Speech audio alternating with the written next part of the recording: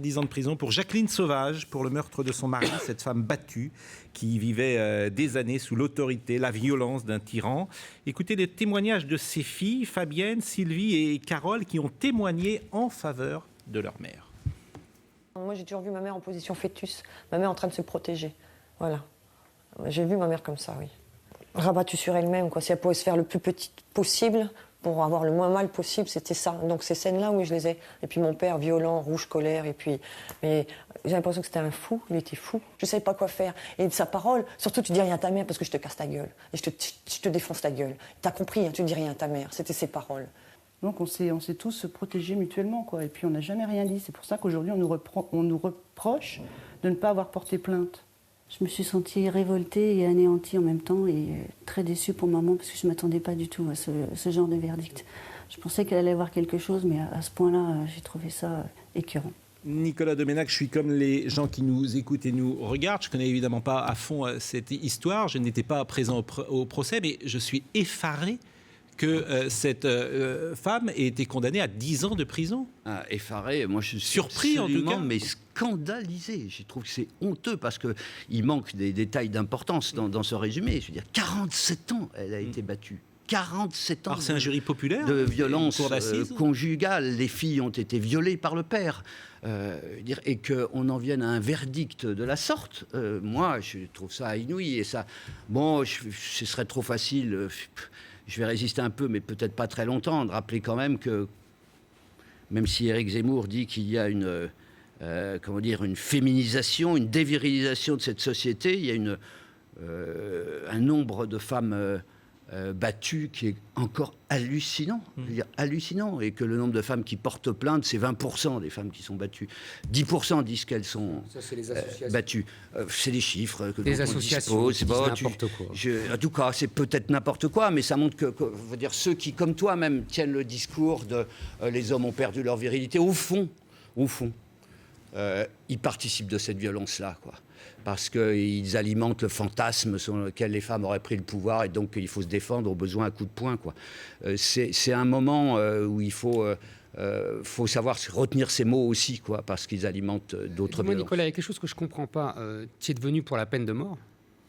Je ne vois pas le rapport. Tu es favorable. La subtilité, je vais t'expliquer. Tu es favorable à la peine de mort ?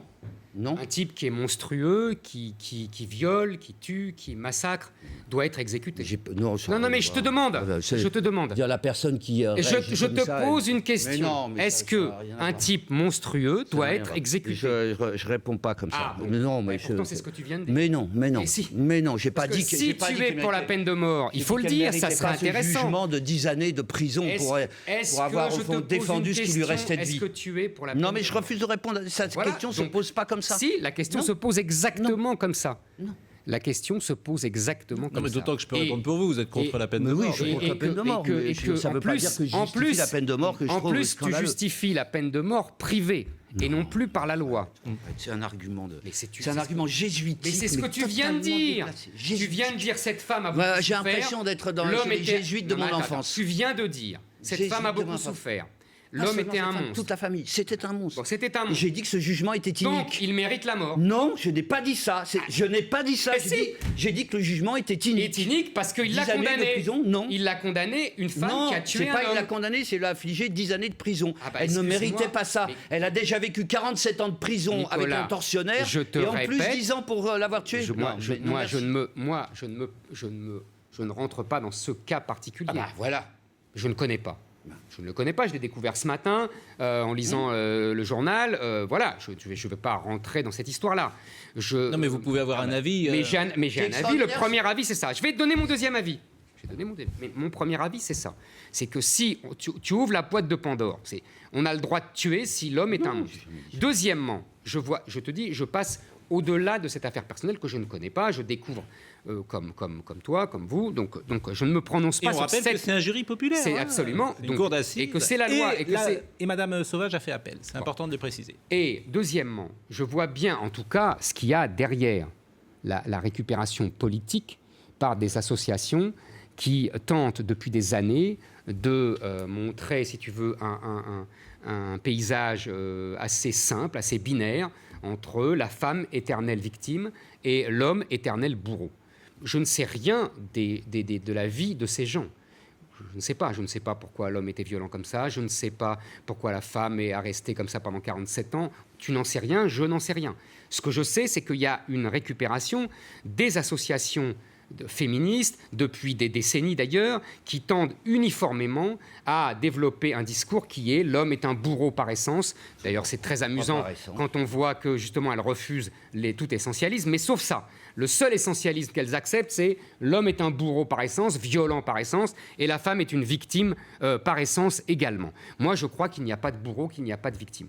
Voilà, c'est ça qui nous différencie. Il y a un nombre de femmes qui sont battues. Mais il y a différentes façons. De manière écrasante. Il y a différentes façons d'être cruel. Il y a différentes façons d'être cruel. Voilà. La violence physique n'est pas la seule façon d'être cruel. Les Russes de l'esprit. Non, pas du tout. Je te dis ce que je pense. Femme est amochée, finit par un hôpital, c'est pas différentes façons d'être cruel. Oui, il y a différentes façons d'être cruel. Et encore une fois, je ne parle pas de cette affaire-là, évidemment.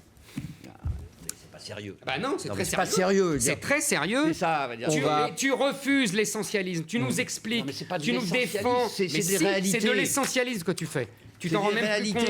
Moi, ça me gêne pas, mais c'est de l'essentialisme que tu fais. C'est tout. C'est des réalités. Et l'action des associations, elle a quand même conduit à ce qu'il y ait une baisse relative du nombre de femmes tuées par leur conjoint. Elles en sont à proposer un féminicide, c'est-à-dire un crime particulier à l'encontre des femmes, qui aggraverait les peines. Je veux dire, on est dans un système... C'est de leur faute, quoi. Non, je te montre la récupération politique. Les Russes, la récupération politique qui est derrière. Ce n'est pas pour rien si c'est aussi médiatisé. J'aurais aimé... Pas tellement, il n'y avait même pas d'article de Libération, ça m'a sidéré.